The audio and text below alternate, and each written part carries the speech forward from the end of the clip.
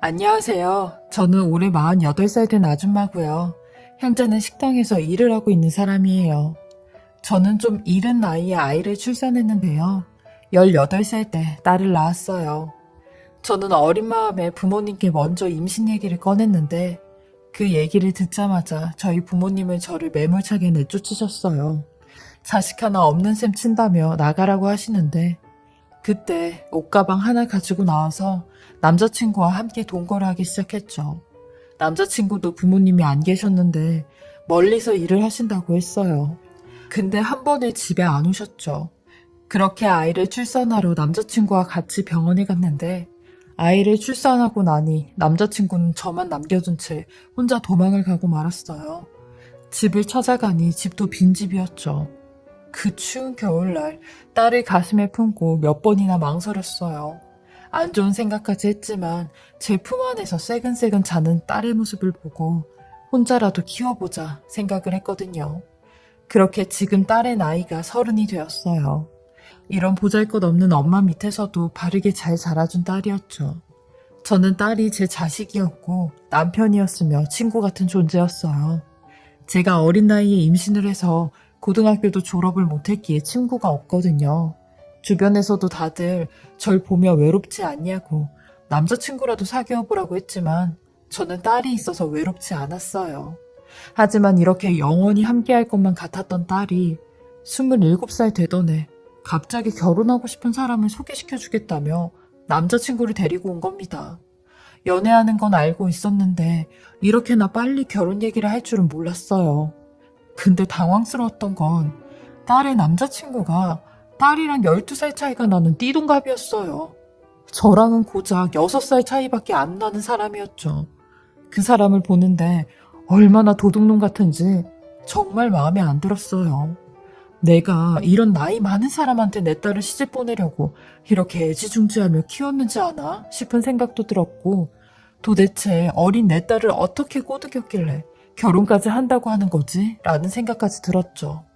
저는 딸의 남자친구와의 만남이 끝난 뒤 결혼은 안 된다고 선을 그었어요.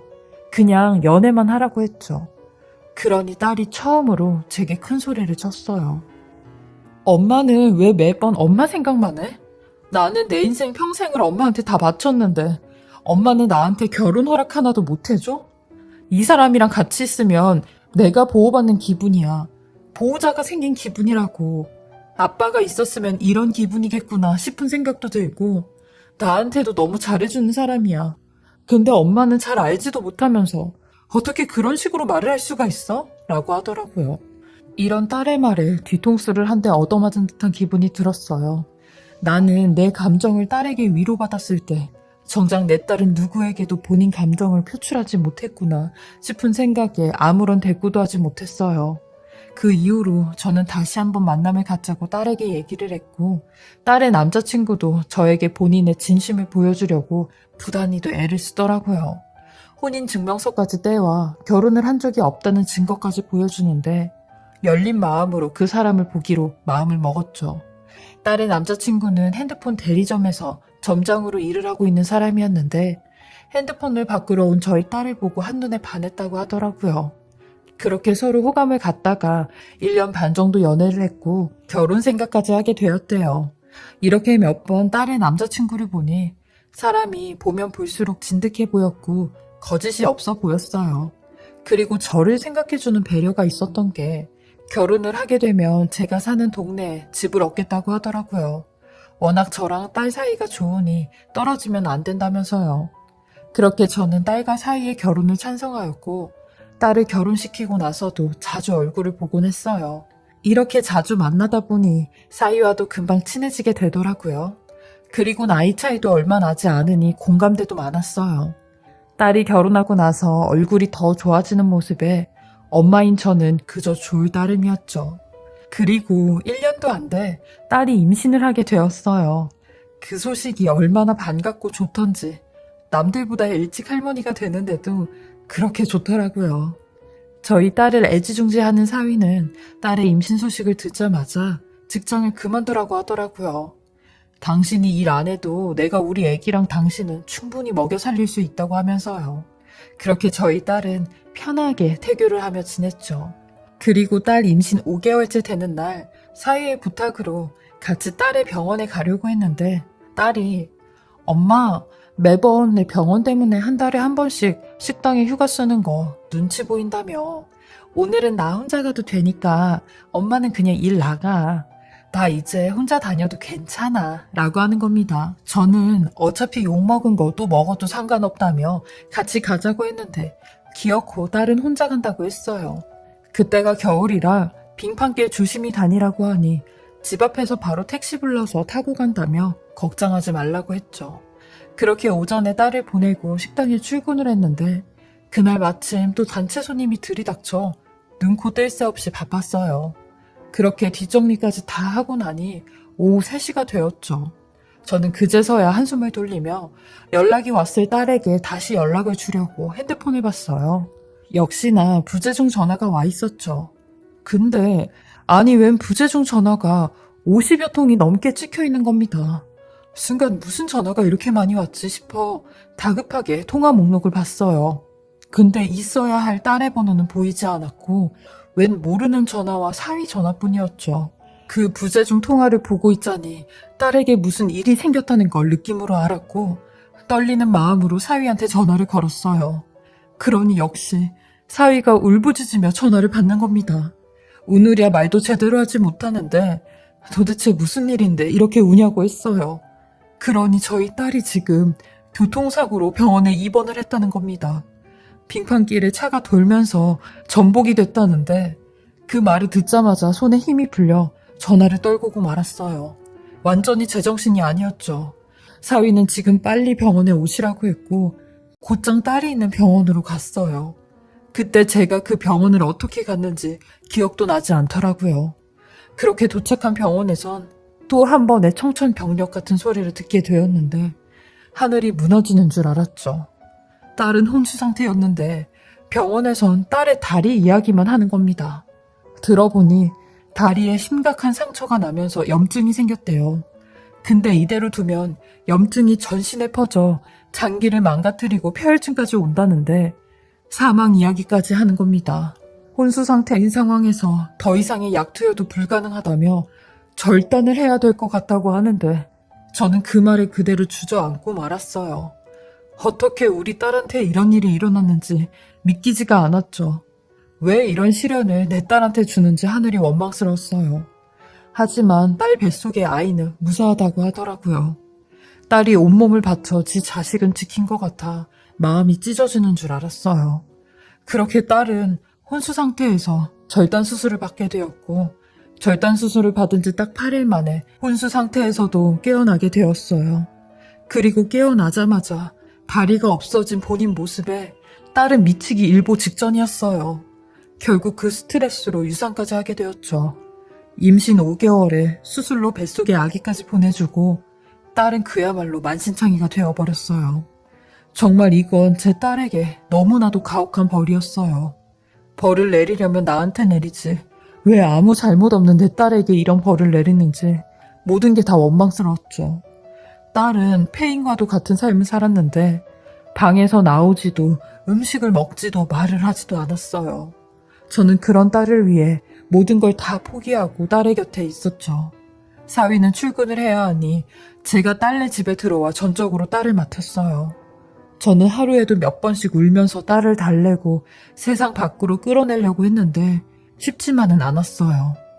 다리야 요즘 의족으로도 충분히 다시 쓸 수 있다고 했지만 그 말이 딸에겐 위로가 되지 않았고 사위도 이런 딸에게 점점 지쳐가는지 매일같이 싸워댔어요. 그 싸우는 소리를 저는 한쪽 방에서 듣고만 있어야 했고 제가 아무것도 해줄 수 있는 게 없었죠. 사위한테도 너무나 미안했어요. 결혼한 지 얼마 안 돼 이런 일이 생겼으니 이 결혼에 얼마나 후회가 될까 싶었죠. 그리고 어느 순간부터는 딸이 사위를 거부해서 둘이 각방을 쓰기 시작했어요. 그렇게 1년이란 지옥과도 같은 시간이 흘렀고 저나 딸이나 사위마저 점점 지쳐가고 있을 때였어요. 새벽에 딸과 사위가 또 싸우는지 안방에서 큰 소리가 나기 시작했죠. 저는 속이 너무 상했지만 잠자코 있을 수밖에 없었어요. 싸움하는 소리를 들어보면 다 제 딸이 먼저 시작을 해요.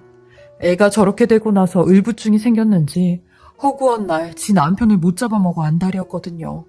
사위가 퇴근을 하면 오자마자 핸드폰을 내놓으라고 소리를 질렀고, 사위가 핸드폰을 주면 이 여자는 누구냐고, 당신 지금 바람 피고 다니냐며 악을 써댔어요.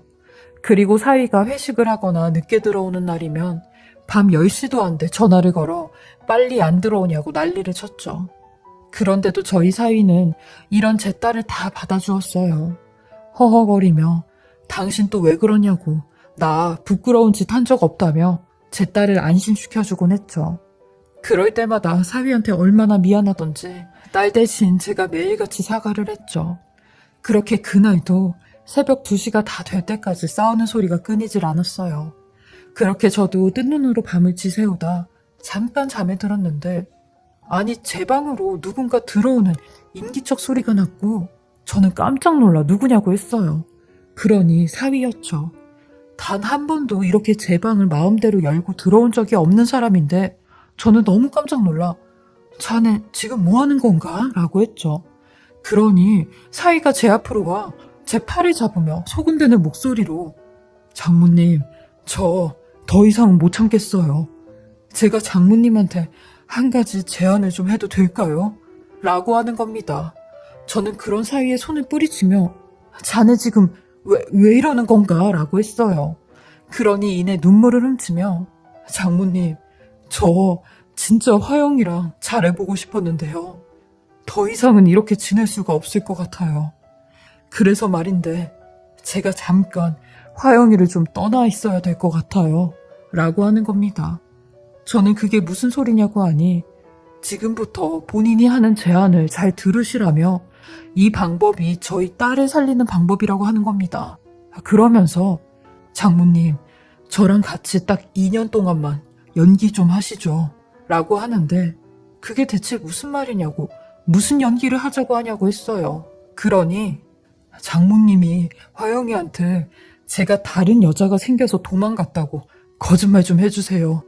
그러면서 이 편지도 좀 같이 전해주시고요. 라고 하는 겁니다. 그 편지는 사위가 자필로 쓴 편지였고 그 내용도 사위가 말한 것처럼 다른 여자가 생겨서 너를 버린다는 그런 내용이었어요. 저는 그런 사위에게 꼭 이렇게까지 연기를 해야 되는 거냐고 했어요. 이게 다 무슨 소용이냐고, 차라리 내 딸이랑 이혼을 하고 떠나라고 했죠. 그러니 사위는 제 눈을 똑바로 쳐다보며 어머님, 제가 화영이랑 이혼을 하고 싶었다면 진작에 이혼을 했겠죠. 근데 저 아직까지도 화영이를 너무 사랑해서 화영이 다시 일어날 수 있게 도와주고 싶어서 이러는 거예요. 라는데 이게 무슨 우리 딸을 다시 일어나게 도와주는 거냐고 했죠. 그러니 분명히 화영이 성격에 제가 배신을 하고 떠났다고 하면 이를 악물고 걷는다고 할 거예요.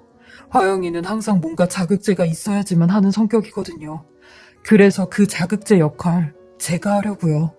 어머님도 화영이 걷는 모습 보셔야 할 거 아니에요. 1년 동안 화영이를 어르고 달래고 타이르고 화내도 걷는다는 소리 안 하잖아요. 근데 제가 이렇게 떠났다고 하면 분명히 화영이 성격에 당장 의족 알아보러 가자고 할 거예요. 제가 누구보다 화영이를 더 잘 알고 있기에 이런 거짓말을 해서라도 화영이 걷게 하고 싶거든요. 그러니까 어머님도 제 제안 수락해 주셨으면 좋겠어요. 라고 하는 겁니다. 저는 이런 사이의 제안에 반가움보다는 걱정이 더 앞섰어요. 행여나 딸이 상처를 받아 걷는다는 말을 아예 안 하면 어떡하나. 행여난 사위가 영영 우리 딸을 떠나가면 어떡하나 라는 걱정들이요. 그러니 사위도 이런 제 마음을 읽었는지 제게 또 무슨 서류를 하나 보여주며 자기는 2년 동안 원양어선을 타러 갈 거라며 이미 취직도 했다고 하는 겁니다.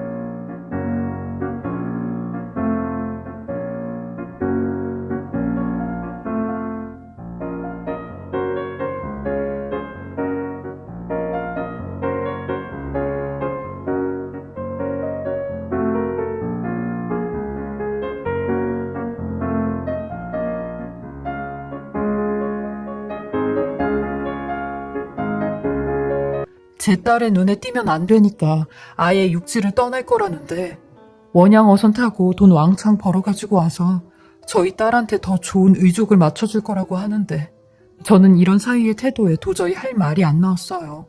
그냥 눈물만 흘리며 이 은혜를 어찌 갚냐고 했죠. 내가 자네한테 뭘 해줘야 되냐고 했어요. 그러니 제 딸을 잘 부탁한다고 하더라고요. 그게 제일 중요한 임무라면서요. 그 말 한마디에 사위의 제안을 받아들이기로 했습니다. 한번 믿어보자고 생각했어요. 우리 딸이 몸이 저렇게 성하고 아프지만 남편 하나는 잘 뒀다라고 생각을 했죠.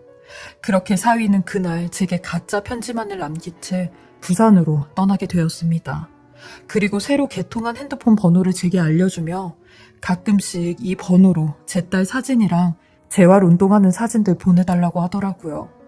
자기도 바다에서 일하고 있는 사진 보내며 안부를 전한다면서요. 그렇게 저는 사위와 둘만 아는 비밀을 공유한 채 미션과도 같은 일을 수행하게 되었습니다. 일부러 새벽에 호들갑을 떨며 딸에게 가서 사위가 남긴 가짜 편지를 주며 네 서방 도망간 모양이라고 이걸 어쩌면 좋냐고 난리를 쳤어요. 그러니 딸이 그 편지를 보곤 한동안 눈물을 흘리더니 사위의 핸드폰으로 전화를 걸었어요. 그러니 전화번호 또한 없는 번호라고 했죠. 일단 딸은 기다려보자며 3달을 넘게 돌아오지 않는 지 남편을 기다렸고 3달이 딱 지나고 나니 딸은 저를 불러 의족을 맞추러 가자고 하는 겁니다. 이 인간 내가 내 발로 직접 걸어서 찾으러 다닐 거야. 찾아서 아주 가만 안 둘 거야. 그러니까 엄마 지금 당장 병원에서 소개시켜준 의족센터 가자. 가서 의족도 맞추고 재활운동도 할 거야. 내가 이렇게 아무것도 못하고 있으니까 남편이란 놈도 나를 등신 취급한 거 아니야. 나 그놈 내 손으로 잡아서 가만 안 둘 거야 라고 하는데 저는 온몸에 소름이 다 돋았어요. 사위의 말이 정확했거든요. 어찌 보면 제 딸을 저보다 사위가 더 잘 알았던 거죠. 그렇게 저는 딸을 부추겨 의족을 맞췄고 재활운동을 시키게 되었어요. 의족을 하고 걷는다는 건 정말 쉬운 일이 아니었어요. 무릎 주변 근육을 강화시켜야 했고 무릎에 붕대를 감아 약국에서 소염제를 사서 먹어야 했어요. 그리고 1~2시간 간격을 두고 회당 20분 정도 냉찜질을 해줘야 됐고 온찜질도 바꿔가며 수시로 해줘야 했죠. 우리가 태어나서 걷는데도 15개월이란 시간이 걸리는데 의족을 한 사람은 그 이상으로 걸린다고 하더라고요. 그러는 와중에도 몇 번씩이나 좌절을 맛봤는데 저희 딸은 포기하지 않았죠. 정말 지를 떠나간 남편을 잡으려고 하는 악착감인지 아니면 살려고 하는 악착감인지 뭐가 됐건 하루하루 열심히 살아가는 딸의 모습이 좋기만 했어요. 맨날 방에서만 틀어박혀 아무것도 안 하고 있을 때랑은 비교조차 되지 않았죠.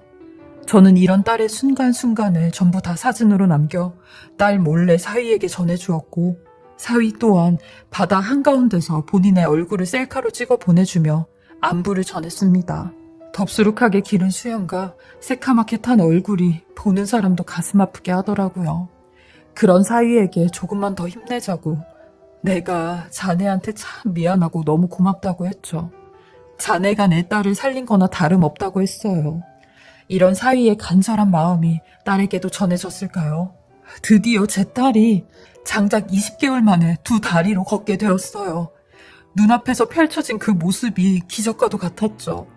그곳에서 재활을 받는 모든 사람들이 하나같이 자기 일인 마냥 기뻐해주고 눈물을 흘려주었어요. 그렇게 저는 2다리로 걷는 딸과 함께 집으로 돌아왔고 딸에게 물어봤어요. 이렇게 걷게 됐으니까 네 남편 잡으러 가야지 라고요. 그러니 딸이 박장대소를 하며 엄마 나 이제 막 걷기 시작했어. 근데 이렇게 소중한 걸음을 그 인간 잡는데 왜 써? 내 인생만 아깝지. 나 이 소중한 걸음들 엄마랑 같이 걸으면서 쓸 거야 라고 하더라고요. 이 말을 사위한테도 전해주니 사위도 막 웃으면서 역시 김아영답다며 얼른 보고 싶다고 하더라고요. 저는 이런 사위를 위해 서프라이즈 선물을 하기로 마음을 먹었어요. 사위가 원양어선 계약이 끝나는 날 직접 딸을 데리고 마중을 나가기로 생각을 했던 거죠. 딸한테는 여행을 가자고 거짓말을 했고 사위한테는 내가 직접 데리러 간다고 거짓말을 했어요. 그리고 드디어 그 두 사람이 만나는 날이 다가왔죠. 저는 사위가 일러준 선착장 앞에서 딸과 함께 기다렸고 저 멀리서 사위처럼 보이는 사람들이 배에서 한 무더기 내리기 시작하는 겁니다. 누가 누군지 알아보지 못하던 찰나 사위가 먼저 저희를 알아봤고 저와 딸이 있는 쪽으로 막 뛰어오더니만 저희 딸을 부서져라 꼭 안아주는 겁니다. 저희 딸은 놀란 눈을 하며 이 사람 누구냐고 이거 안 놓으냐고 하는데 이내 지 서방인 걸 알았는지 가만히 두 손을 내리고 눈물을 흘리고 있더라고요. 그 모습에 저도 울고 사위도 목 놓아 울었어요. 딸은 도대체 이게 어떻게 된 일이냐고 엄마도 이 사실을 알고 있었던 거냐고 하는데 2년 전 저와 사위가 약속한 모든 내용들을 딸에게 알려주었고 그동안에 서로 연락했던 문자랑 사진들도 사위가 딸에게 전부 다 보여주었어요. 딸은 아무런 말도 하지 못했고 사위도 아무런 말도 없이 저희 딸의 의족만 만지작거리는데 저는 그 둘만 남겨둔 채 먼저 올라왔어요. 아마 자기네 둘끼리 할 말이 많을 테니까요. 제가 원래 제 인생 통틀어서 제일 잘한 일이 딱 한 가지였거든요. 제 딸을 낳았다는 거요. 근데 이번에 사위를 보면서 잘한 일이 또 하나 생기게 되었어요. 딸과 사위의 결혼을 찬성하길 잘했다는 일이요. 저는 이제 죽어도 여한이 없을 것 같아요.